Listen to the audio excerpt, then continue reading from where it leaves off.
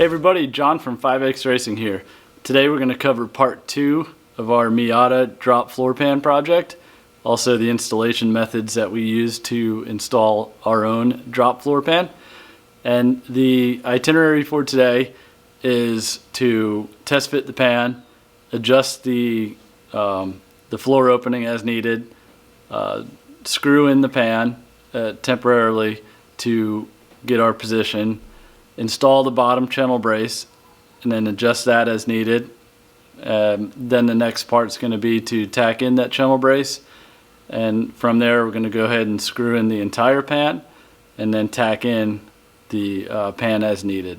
Once again, we're foregoing a lot of the welding on this to give to a professional welder. We're going to have our roll cage welded anyways by a professional welder that we like to use. And with this, we're going to have him do the pan as well. This ensures that the weld is professionally done.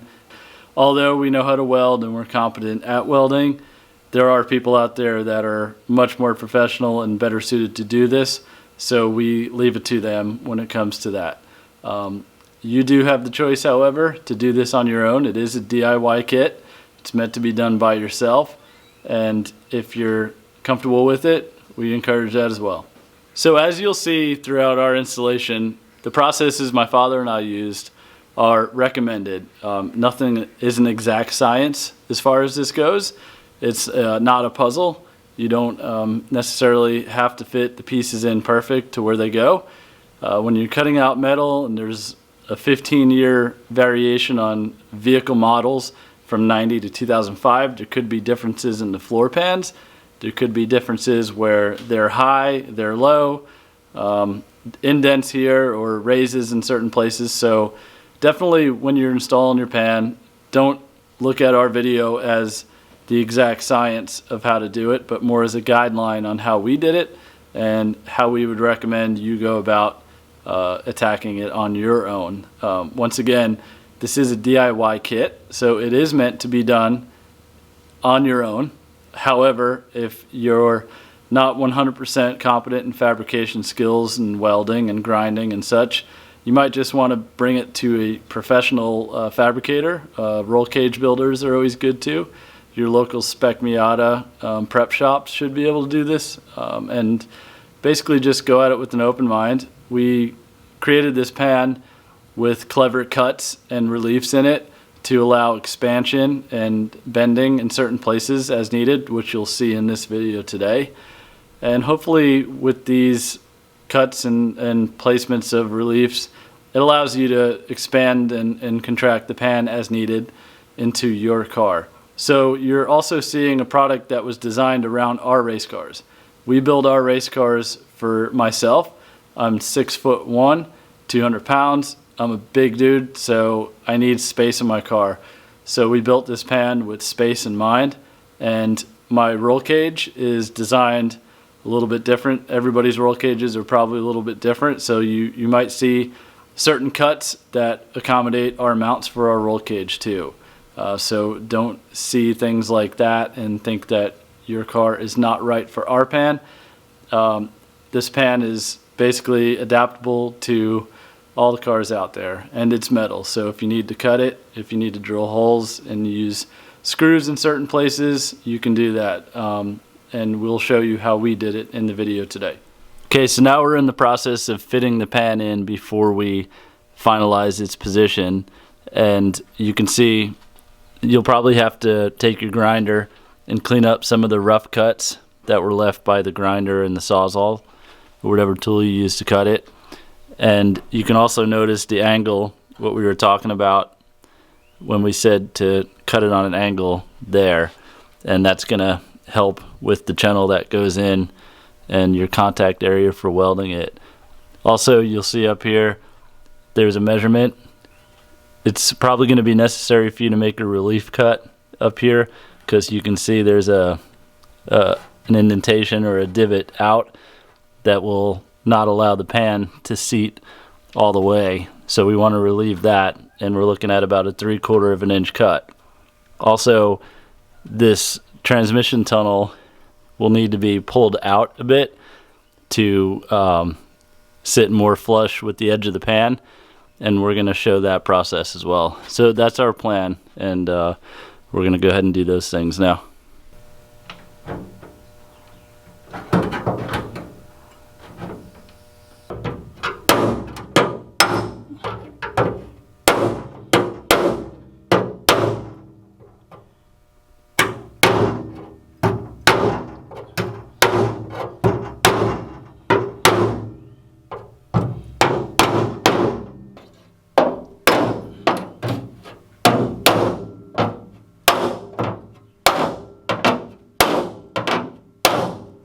Our process of bending out the transmission tunnel, you can see that it's not an exact straight line, so we want to get that bent out because the pan is a straight line, so we kind of want to get it to match the best we can.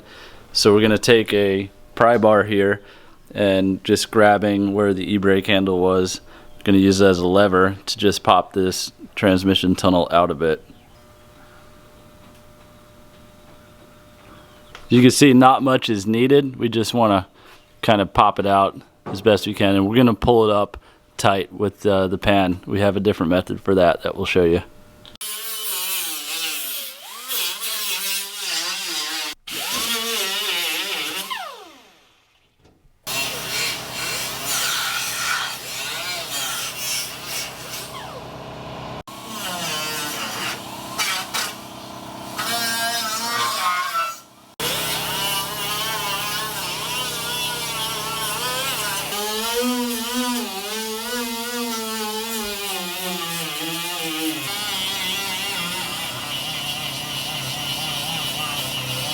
Alright, so we're just going to do a test fit of the pan here.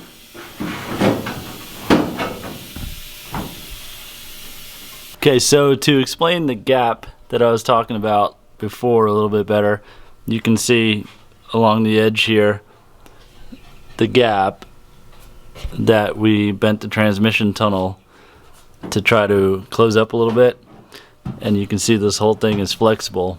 That's where that relief cut comes into play that I talked about in the beginning.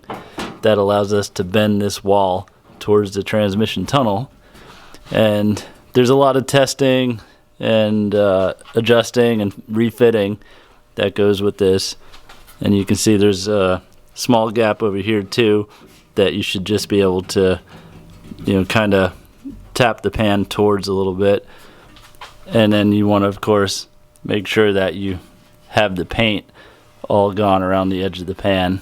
We just did a first sweep of it, but we'll go back and adjust it now.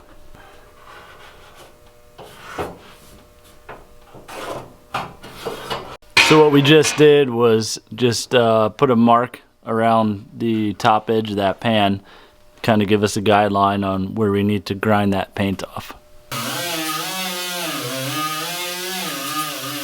And also what you have to remember too is to get the undercoating off on the bottom, because when you start welding on the top, it's going to cause that to set fire, and also you're going to need to put some tacks on the bottom side to the pan as well.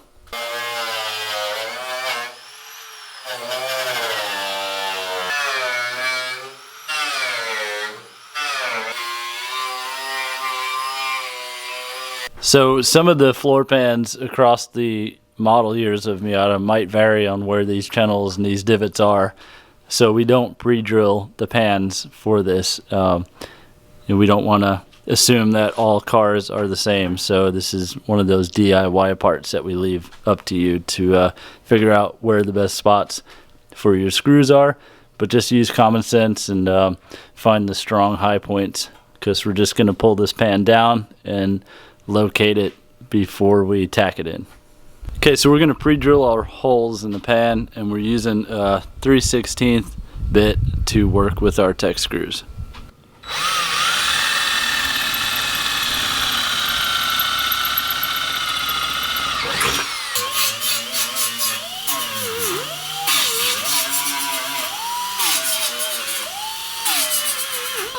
And we're just using simple number 10 1-inch self-tapping tech screws that you can get at your local Home Depot or hardware store.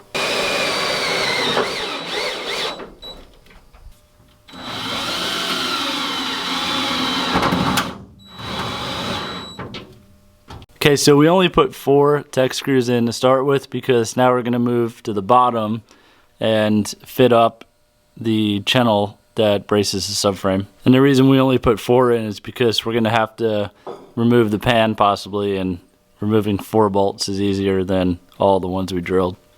Okay, so the next thing we're doing is drilling holes, pre-drilling the holes for the tech screws in the channel support, and we're going to bolt that up temporarily. So the holes with this channel aren't specific either, just pre-check it, pre-fit it to make sure that you're not going into an existing hole.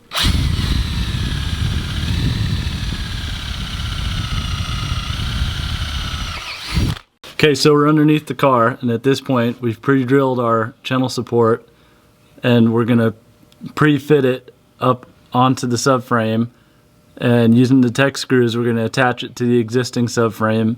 And what this is going to do is allow us to remove the pan and then weld the channel support from the inside.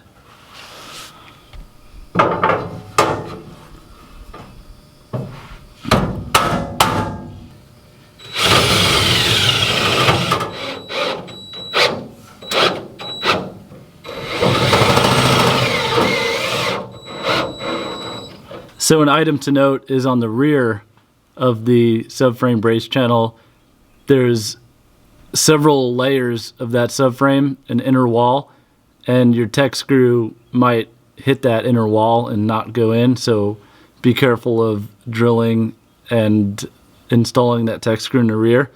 And if there's any gaps between the subframe and the channel, you can punch those in from the inside to close that gap. And also, we understand a lot of the Miatas that we've seen have deformed subframes from people bottoming out on the street, so it's probably a good idea to pound those square and back into place to get your subframe channel to fit correctly if needed.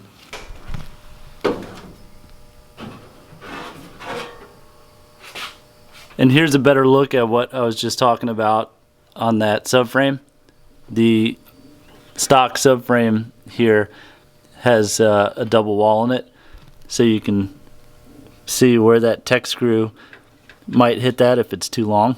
Also, there's a hole in this subframe that it's important to note that you're not pre-drilling in your channel brace to where it won't hit the subframe because of the holes. Where the subframe channel meets the OEM subframe, there's a lot of undercoating and probably dirt and grime under here, so it's important to mark where this subframe is and then take it back off and then grind around the area to where you're going to be welding. So the way that we do it and what we would recommend is to weld the inside of this channel first before you weld the outside. And what we're going to do, because we take this to a professional welder to finish up, we're actually going to weld this area ourselves because it's easy to get to and doesn't require a huge amount of skill to do that, and it ensures that we have the pan fitted up where we want it.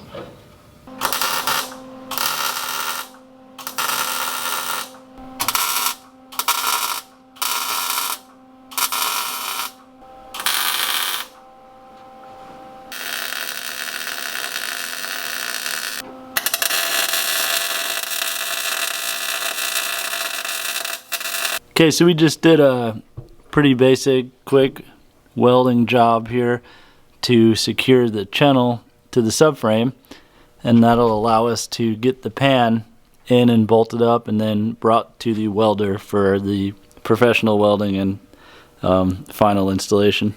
So now that the pan is just about to be installed, it's also important that you weld the seam up here. We just have it tacked in place for you, but the final welding should be done on this before you install the pan. And also the weld nut for the seat belt will need to be welded in and installed as well, although not as important to do now if you forget about it, because you can do it while under the car. But it is very important that you weld this seam up here before you get that installed, because it'll be covered over and inaccessible once the pan's installed.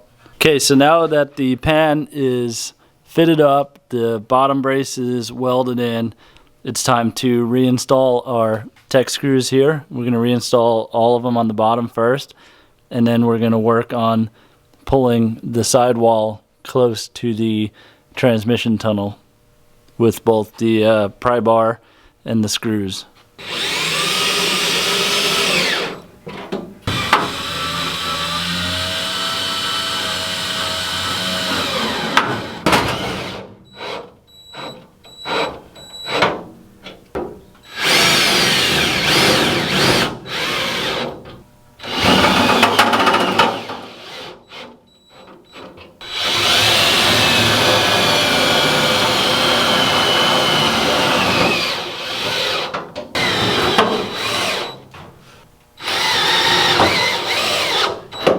So we're going to go ahead and add another tech screw here to kind of close this gap and pull it in a little bit more.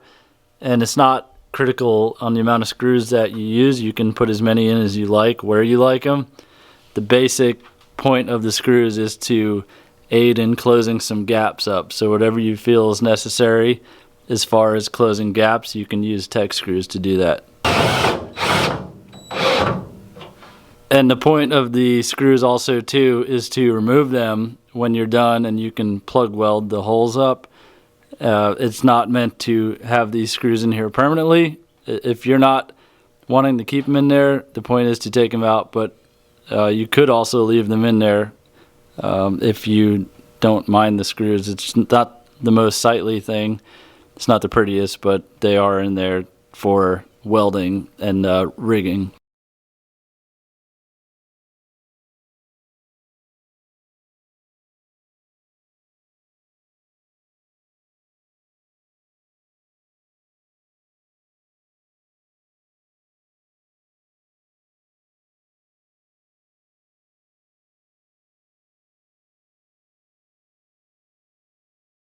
So the only gap left in the pan is on the outside, on the left side wall in the back here.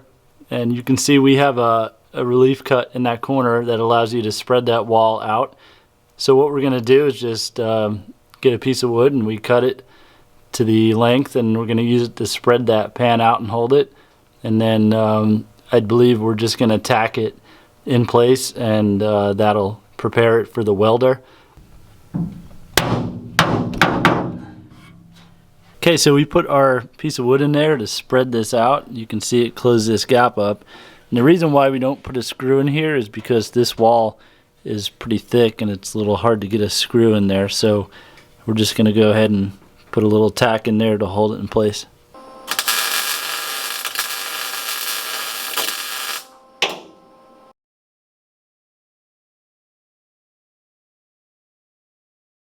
And since this is a part 2, that means there's a part 1. Part 1 was where we cut out the floor of the Miata, and we show you the process of how to mark that and how to cut that, how we cut it, and that is not an exact science either. The process in which we use to install the pan is more or less a guideline on how we did it and how one would do a project. It's not the exact way that you might find that you do yours. So we hope that this guides you through the process of installing this product. And of course, we always recommend help from a fabricator or a professional if you're not inclined to do the project on your own. And with that, we hope you enjoy the project, we hope you enjoy the product, and we hope you enjoy all of our products here at 5X Racing. And if you have any questions, be sure to email us, team@5xracing.com. And we'd love to help you out if you run into any snags or any issues along the way that we can provide advice on. Thanks for watching.